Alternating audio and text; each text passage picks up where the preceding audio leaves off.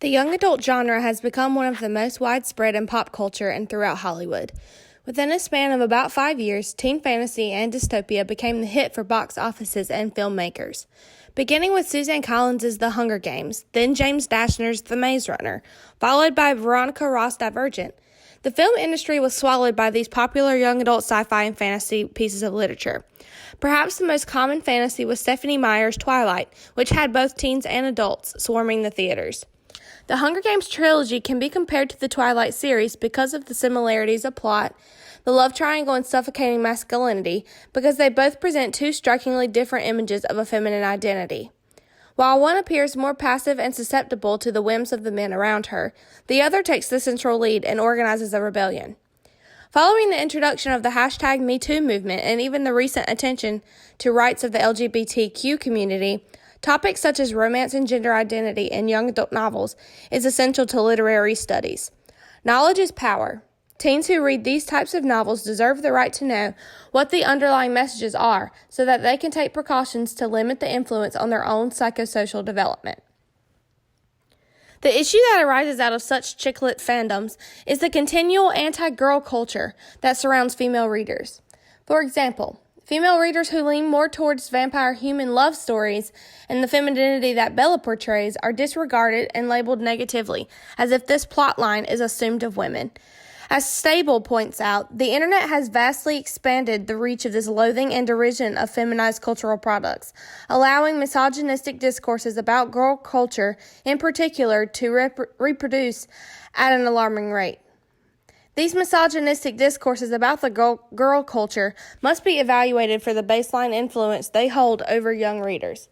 Feminist approaches to studying these types of literature provides a holistic analysis of the gender values and misogynistic principles that underlay the power dynamics in YA love triangles. Both popular series have been widely criticized based upon the seemingly foiled feminine heroes that are presented, which labels Bella as passive and lacking power, and Katniss holding the power and using it to her advantage. Both female characters depict conflicting forms of femininity, and scholars have clearly labeled one the optimal version, Katniss, and the other a misogynistic victim, Bella. However, Amanda Firestone illustrates the concept of Katniss being less of a feminist symbol and just another reproduction of patriarchal masculinist fantasy, where her skills of survival do not duplicate agency. Firestone's argument is that Katniss, while clearly skilled in many areas due to the need for survival, is not allowed to make decisions for herself, in example, the on-screen romance. Other scholars, such as Katherine Hanson, have commented on aspects of this idea. Hanson provides a thorough examination of Katniss compared to two Greco-Roman mythical females, ultimately finding that Katniss's lack of choice throughout the series makes her less of a feminist icon than pop culture would suggest. Femininity is a fluid gender identity. Whether a woman is abrasive or meek, athletic or smart, gay or straight, it is solely up to the individual to decide on their own form of femininity. Like many aspects of life, gender identity is able to evolve as an individual evolves. Biologically prescribed gender identities are constrictive and oppressive. As such, the literature that illuminates various forms of femininity within characterization should be appreciated for being holistically inclusive instead of belittling ball gowns and princesses alongside warrior women. The love triangle is a literary trope that has pervaded the YA canon, perhaps for the female audience who enjoy romantic narratives even within the broader genre, such as mystery, thriller, etc.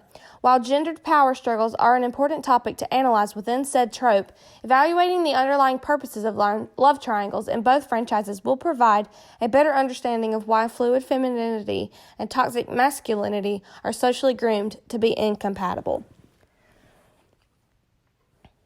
Power interchanges between each party within the love triangle trope can be analyzed through some general supply and demand theories.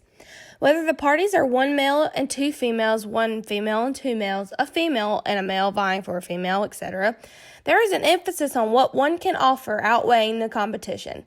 Despite Edward's apparent resistance to Bella becoming a vampire throughout the entire series, Bella's quote, impassioned seduction of Edward and Eclipse includes negotiation over exchange of material goods, end quote. This exchange has often been overlooked by critics as a moment of female empowerment within that love triangle. However, Bella's attempted at seduction in Eclipse is recognition of her power as a sexual being, which she uses to her advantage to gain the outcome she wishes to occur. She originally, quote, didn't have the faintest idea how to be seductive, quote, end quote, so she settled for flushed and self-conscious. Even with her relative lack of sexual power, she has an acute awareness of the traits that she can wield the best, shy and modesty. That almost manipulative awareness works in her favor, which culminates into her taking, quote, what advantage she could and twisting quickly in his arms until her lips reached his. While the seduction did not go as planned, it was a risk Bella was willing to take, which illustrates in the action itself that Bella employed her form of feminine power to claim some agency in that relationship. Thus, Edward, while reluctant and not fully agreeing, offers Bella tangible value, in exchange of power, her sexuality for vampirism. Jacob, on the other hand, lacks power to offer, which lends him to being the unchosen competitor in the end. The Twilight franchise has been previously criticized for the lack of power held within Bella's relationship. However, Bella's experiences within the love triangle are used effectively to self-fulfill her goal, to find power in her identity as a woman, a wife, and an equal. The same kind of analysis can be applied to the power dynamics in Katniss and Peeta's relationship.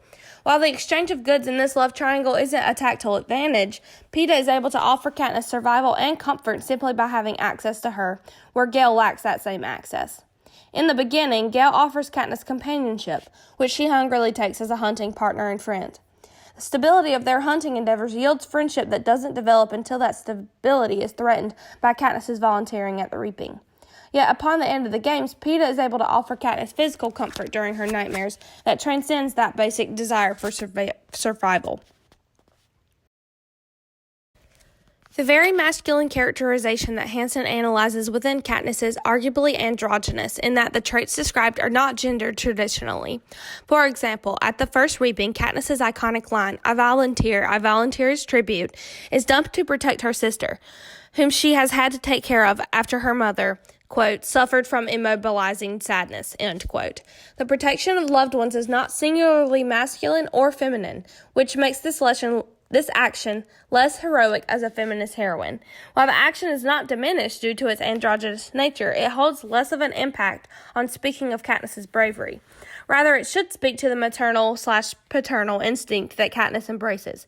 She does not reject all traditional forms of femininity, as Hansen would argue, but accepts both her feminine aspects and her masculine aspects as equally important in her self-individualized character.